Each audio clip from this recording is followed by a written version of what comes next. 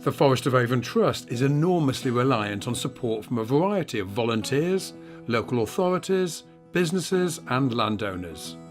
I'm naturalist and presenter Mike Dilger, and today I'm keen to find out why this local charity has such passionate advocates. Rachel Tomlinson started off as a volunteer with the Trust and now works as a course leader for a variety of groups and activities. So Rachel, we met 5 years ago out here and you are now a forest school graduate. I am, so I did my forest school training in 2011 with the Forest of Avon Trust. Most people use that to work with children, but I used it to work with adult groups, getting people outside to improve their mental health. And who do we have out today? So we've had a group who've been working with us for a few weeks now. So we've got some students with learning difficulties from City of Bristol College who come out with us once a week at the moment to do practical work. And there are also some older people with learning difficulties who go to drop-ins in North and South Bristol.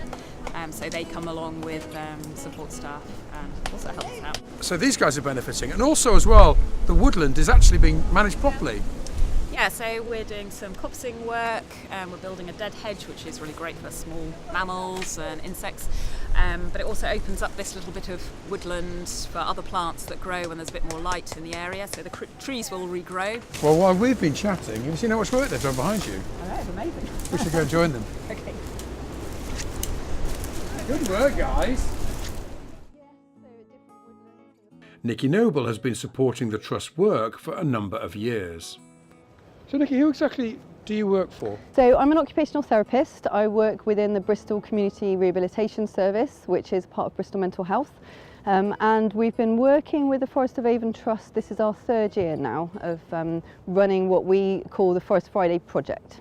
We started with a once a week for 8-week short project, getting people with complex mental health needs to be able to access nature, natural environment and all the benefits that we know are there, and they're kind of really, really helpful for all kinds of mental and physical health. Did it surprise you how successful it was? It was a big surprise in a way, I think. It sounds really simple and basic, but some of the things that we noticed were really unexpected. The kind of social connection that people made in the woods that we hadn't seen in other environments. People could choose where they were sitting, where they positioned themselves, how close to the fire, how close to other people. And over that 8 weeks, people got gradually closer. It was amazing to see, and by the end, people were quite comfortable, and seeing that confidence then be used in other situations. So financially you support the Forest of Avon Trust. Is that money well spent? Absolutely. I think it's been amazingly well spent, and I think, you know, our service and the commissioners that make these decisions have been able to see the impact that it's had on the people that we work with. One of our aims is to get people to the place where they're able to move out of secondary mental health services back to primary care, or being able to manage their own situations and difficulties in their kind of communities. But it also helps our environment, and we all know that we need to put a little bit more effort into that perhaps.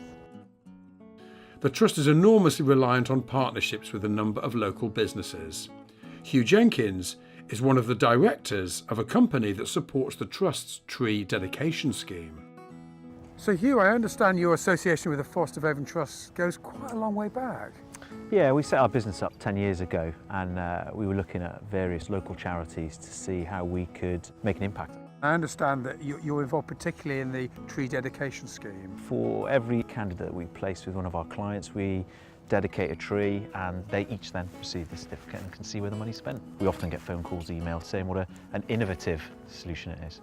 And here at the Treat, the money that you've provided through yourself and your clients has gone to support this woodland, which is amazing. Yeah, it's great actually, and it's good to know that people can come here, walk around and you know, see where their funding is being spent.